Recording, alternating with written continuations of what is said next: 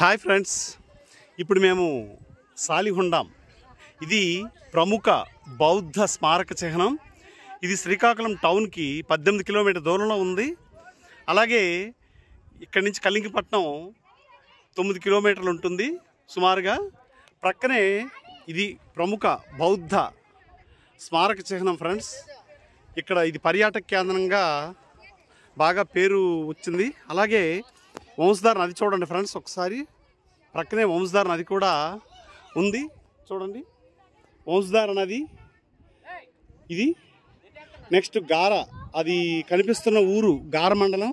అలాగే అటు తూర్పు వైపు కలింగపట్నం ఉంటుంది, బీచ్. ఇది ఫ్రెండ్స్ చూడండి ఫ్రెండ్స్, ఇది సాలిహుండాం బౌద్ధ స్మారక చిహ్నం. శ్రీకాకుళం జిల్లా గార మండలంలో ఉంది.